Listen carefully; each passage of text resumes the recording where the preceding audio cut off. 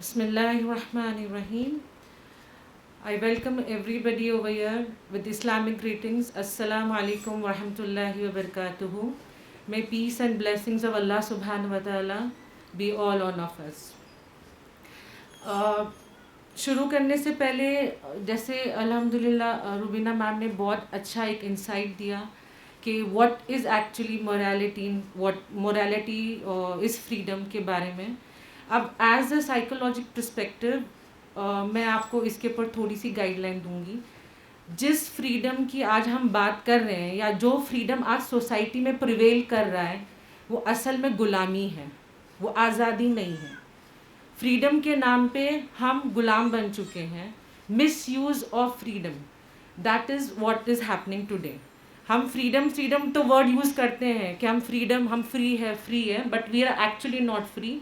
हम गुलाम हो गए हैं. हमने इमोशंस को खुदा मान लिया है और वो जहाँ जिस लेवल पे हमको लेके जा रहा है, जो भी हया बेहया के काम हमारे साथ हो रहे हैं सोसाइटी में, जिसको गिनाने की ज़रूरत नहीं है, रुबीना मैम ने उनको हाईलाइट कर दिया है.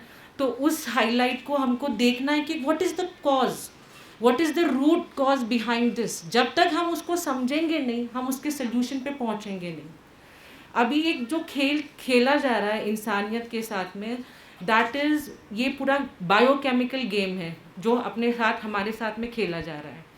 जो सो कॉल्ड कॉर्पोरेट सोसाइटी है उसने इंसान को अपने माइंडसेट, उसके माइंडसेट को, जो जब इंसान उरूज पे आया, जब रिसर्च स्टार्ट हुई, साइंस तरक्की किया, 150 साल पहले जितनी भी प्रॉब्लम्स आती थी तो हर इंसान अपने रिलीजन, अपने स्क्रिप्चर्स पे जाके उस प्रॉब्लम का हल निकालता था.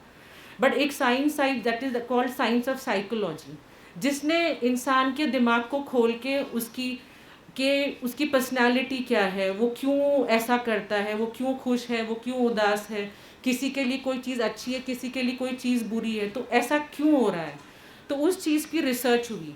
उस रिसर्च ने क्या, उसका अंजाम क्या हुआ, उसका अंजाम ये हुआ कि उसमें दो चीज़ें बाहर आई. आउटकम उसके ये थे, एक पॉजिटिव आउटकम, एक नेगेटिव आउटकम. नेगेटिव आउटकम उसका ये हुआ कि इंसान को विक्टर माइंडसेट से विक्टिम माइंडसेट में कैसे लेके आना, उसको गुलामियत सतह पे कैसे लेके आना.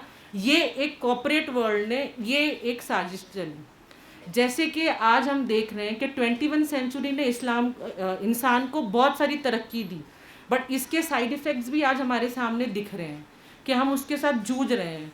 मेंटल लेवल पे इंसान, फ्रीडम के नाम पे इंसान को गुलाम बना दिया जा रहा है. खुदा ने इंसान को इंडिविजुअल लेवल पे पैदा किया है, मगर कॉर्पोरेट वर्ल्ड ने, सो कॉल्ड मॉन्गर्स ने इंसान को इंडिविजुअलिटी को ख़त्म करके इंडिविजुअलिज्म पर लेकर आ गए हैं.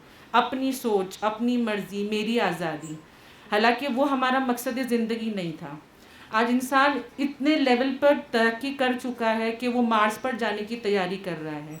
ह्यूमन बॉडी के ऊपर मल्टीपल रिसर्चेस चल रही है, बट वाकई में ये रिसर्च तो हो रही है, बट हमारा ह्यूमन डिक्लिनेशन, ह्यूमैनिटी ज़ीरो नीचे पे आती जा रही है और रिसर्च लेवल ऊपर पे बढ़ता जा रहा है. The reason behind this is clear cut कि जो सो कॉल्ड वैल्यू शिफ्ट हुआ है, जैसे मैम रुबीना मैम ने कहा था कि जो इंसान रात में वो गलत काम करने से भी डरता था, आज वो आम होने लग गया है. इसकी वजह क्या है, what is the reason behind it.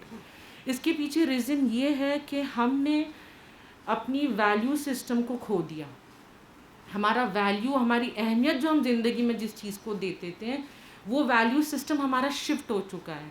और miss use of freedom, second इसका जो रूट कॉज है, that is miss use of freedom. Because of this, ये जो आज हम फेस कर रहे हैं, जो एक ह्यूमैनिटेरियन क्राइसिस हम फेस कर रहे हैं, इर्रिस्पेक्टिव ऑफ रिलीजन, इसमें कोई धर्म का लेना देना नहीं है, कोई जेंडर का लेना देना नहीं है, ये पूरी सोसाइटियल लेवल पे आज हम इससे ग्रस्त हैं. अब इसके रूट कॉज को हम समझेंगे, वाई इट इज़ हैपनिंग, और इसको उसी जितने इसकी गहराई को समझेंगे, इसके प्रॉब्लम को समझेंगे, उतना बेस्ट हम सोल्यूशन दे पाएंगे. आज की जो लड़ाई है इंसानियत की, वो लड़ाई फिजिकल नहीं है. आज की लड़ाई है वो मानसिक लड़ाई है. आज हम सबको मानसिक गुलाम बना दिया गया है. बिकॉज हम किसी को भी जाके बोलते हैं बेटा ये गलत है, ये सही है, they will not listen, because उनका दिमाग जो है वो कैप्चर्ड है, वो हाईजैक्ड है. आज जो 21 सेंचुरी ने, आफ्टर कोरोना जो बूम, नो डाउट हमने बहुत अच्छी रिसर्चेस की है, बहुत अच्छी हमारी प्रोग्रेस हुई है, बट उसके साथ में हमारा नुकसान भी बहुत ज़्यादा हुआ है। इट्स नॉट दैट कि हमारा नुकसान नहीं हुआ है। जैसे मैंने आपको एक नुकसान गिनाया है कि इंडिविजुअल से इंडिविजुअलिज्म पर हम आ गए। सेकेंड चीज़ जो है, जो इस सोशल मीडिया ने या जो सो कॉल्ड 21 सेंचुरी ने हमको दिया है, that is hyper consumerism. Hyper consumerism किसको बोलते हैं? कि इंसान की सोच को मटीरियलिस्टिक सोच में तोड़ने का उसके अंदर वो कीड़ा डाल दिया कि उसकी जो कदर है, अगर उसके पास मटेरियल है तो उसकी कदर है, अदरवाइज उसकी कदर नहीं है। उसकी वैल्यूज़ है, वो उसकी सोच है जो सिद्धांत पे होनी चाहिए थी, जो उसके अंदर अखलाकियात पे होनी चाहिए थी, वो सोच को हाइपर कंज्यूमर मतलब मटीरियलिस्टिक सोच पर लाकर छोड़ दिया गया है कि अगर किसके पास पैसा है, चाहे सोच में वो गधा ही क्यों ना हो, बट उसको सलामी दी जाती है। ये एक माशरे का एक रिवाज बन चुका है, ये माइंडसेट बन चुका है। This is called victims mindset. Lord Macaulay 1918, I don't remember the date exactly, but उन्होंने एशिया का, पूरे बर्रे आज़म का उन्होंने पूरा एक राउंड लगाया कि इस एशिया के अंदर ये ऐसा क्या है इस भारत में कि यहाँ के लोग इतने रिच कल्चर्स में, इतने हेरिटेज में, इनको कैसा तोड़ा जाए, कैसे इनमें ना हमारा जो सोच है, हमारी वेस्टर्नाइजेशन है, उनमें कैसी ली जाए। तो जब उसने पूरे बर्रे आज़म का चक्कर लगाया, उसने अपनी कॉन्फ्रेंस में, ये लेटर आप नेट पे भी पढ़ सकते हो, उसने ये बोला कि इस बर्रे आज़म को तोड़ने के लिए यू डोंट हैव, आपको कुछ करने की ज़रूरत नहीं है, आप इनमें एक ही चीज़ डाल दो कि इनको, इनकी सोच में ये डाल दो कि ये कमतर है और हम बेहतर है, और इनके पूर्वजों से इनको अलग कर दो। जब इनके अंदर ये सोच आ जाएगी कि मैं कमतर हूँ और ये बेहतर है, तो ये और इंसान की फितरत बेहतर की तरफ भागता है वो, तो जब इनमें इसमें ये सोच आएगी तो वो ऑटोमेटिकली बेहतरी की तरफ भागेगा, और जब वो बेहतरी की तरफ भागेगा उसकी खुद की सेल्फ अवेयरनेस, सेल्फ रियलाइजेशन की सोच ज़ीरो हो जाएगी। तो वो क्या होगा, फिर वो दुनिया को खुश करने के लिए, लोगों को खुश करने के लिए, अपने आप को सुपीरियर स्टैंड करने के लिए, फिर वो सब काम भी करेगा जिसकी उसकी वैल्यूज़ उसको इजाज़त दे या नहीं दे। दिस वॉज द प्लान, जो आज अल्हम्दुलिल्लाह थ्रू मैनी सिस्टम्स ये कामयाब हो चुका है। देन सेकेंड चीज़ जो हमने को 21 सेंचुरी ने जो दिया है, जो प्लानिंग जो हमारे साथ चल रही है, कि ये इन्होंने अपने बायोकेमिकल, जैसे डोपामिन जो केमिकल होता है, उसके साथ में खिलवाड़ किया कि इंसान फितरी तौर पे अल्लाह ताला ने, या उसके जो बनाने वाले ने, जिसको हम खुदा कहते हैं या दूसरी भाषा में गॉड कहते हैं, उसने उसके अंदर कुछ फितरी तगाज़े रखे हैं, जो अच्छाई बुराई की सलाहियतें रखी है या कुछ चीज़ें रखी हैं।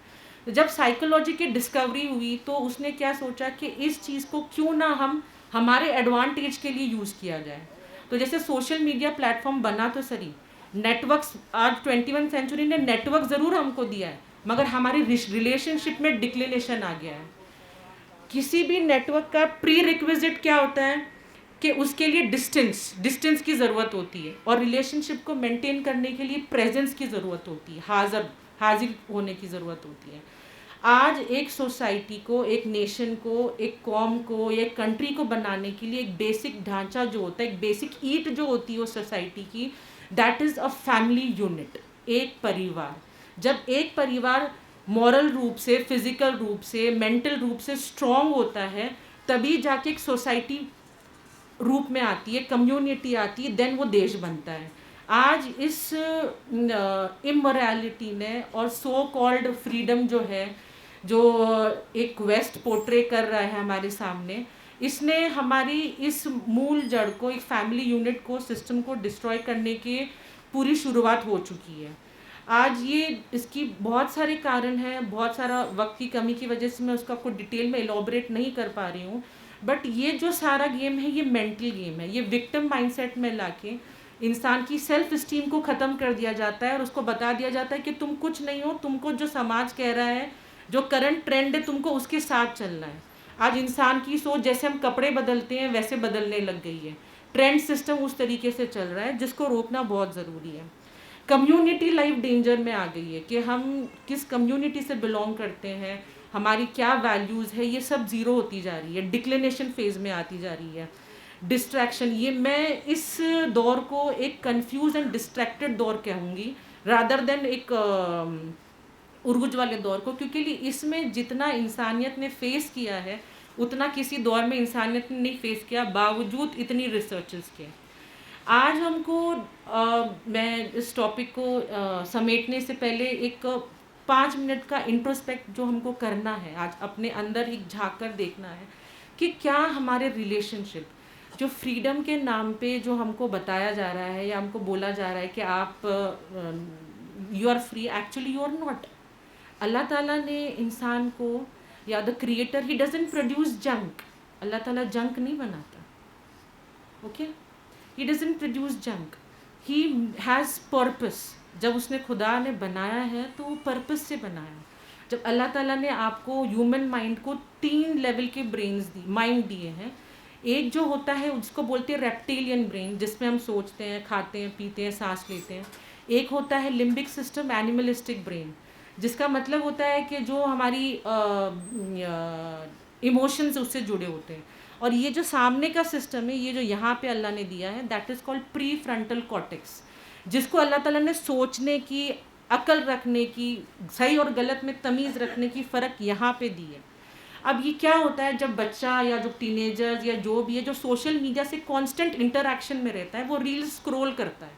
व्हेन ही स्क्रॉल्स, तो कभी वो देख रहा है कि कहाँ भूकंप आ रहा है, दूसरी रील में वो देख रहा है 2 कुत्ते नाच रहे हैं, तीसरी रील में देख रहा है कि एक रेसिपी बन रही। तो उसका जो दिमाग है उतना मैच्योर्ड नहीं रहता कि वो उस चीज़ को हजम कर ले। ये उसको कंफ्यूजन में डाला जा रहा है, उसकी सेल्फ वर्थ, उसकी सेल्फ स्टीम को ख़त्म कर दिया जाता है। फिर लोग क्या करते हैं, वो बच्चा क्या करता है कि ओके आज ये ट्रेंड चल रहा है, लेट्स फॉलो इट। उसकी खुद की सोच, उसकी खुद की शनाख्त ख़त्म हो गई। आज हर बच्चा फोमो का शिकार हो गया है कि fear of missing out. I should not like, मैं पीछे नहीं रह जाऊँ या मैं आउटडेटेड नहीं रह जाऊँ। इस वजह से ये प्रॉब्लम्स आज सोसाइटी में आ रही है। आज मेरा वक्त एक्चुअली ख़त्म हो चुका है, बस मैं 2 मिनट लेके आई एंड अप। दैट इज़, आपको अपने रिलेशनशिप्स को मजबूत करने के लिए 5 डायमेंशंस खुदा देता है। सबसे पहला डायमेंशन अपनी रिलेशनशिप को अगर इंसान को देखना है तो उसकी रिलेशन उसके साथ, खुद के साथ कैसा है, मैं अपने आप को कितना जानती हूँ, मेरा पर्पस ज़िंदगी में क्या है, क्या ये डिफाइंड है, क्या मैं अपने आप को बहुत अच्छे से समझती हूँ। सबसे पहला उसको ये सवाल खुद से करना चाहिए।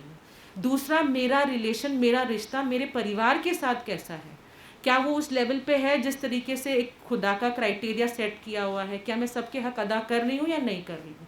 तीसरा, मेरा रिलेशन जो होना चाहिए दैट इज़ वो समाज के साथ कैसा है, मेरे एनवायरनमेंट के साथ में कैसा है। चौथा, मेरा रिलेशन मेरे खुदा के साथ में कैसा है, एम आई डूइंग जस्टिस, जिसने मुझे पैदा किया उसके साथ में मेरा रिलेशन कैसा है। और पांचवा रिलेशन, मेरा रिलेशन नेचर के साथ में कैसा है। हर इंसान को इस चीज़ पे इंट्रोस्पेक्ट करना चाहिए, सोचना चाहिए और गौर फिक्र करना चाहिए। जब तक हम इस चीज़ को नहीं करेंगे, हम आगे इस लेवल को, इस जो रियल फ्रीडम है, जो वैल्यू बेस्ड फ्रीडम है, उसको नहीं पाएंगे। होप मेरी छोटी सी एक कोशिश थी जो मैंने आपके सामने रखी साइकोलॉजिकल पर्सपेक्टिव से। अगर कोई गलती है तो मेरी तरफ से मैं माफ़ी चाहती हूँ। और मैं जमाते हिंद इस्लामी का खूब शुक्रगुज़ार हूँ कि उन्होंने ये प्लेटफॉर्म बनाया, ये मुहिम चलाई। अल्लाह ताला उनको खूब तरक्की दे। वाखिरुद्दावाना अनिल हम्दुलिल्लाहि रब्बिल आलमीन।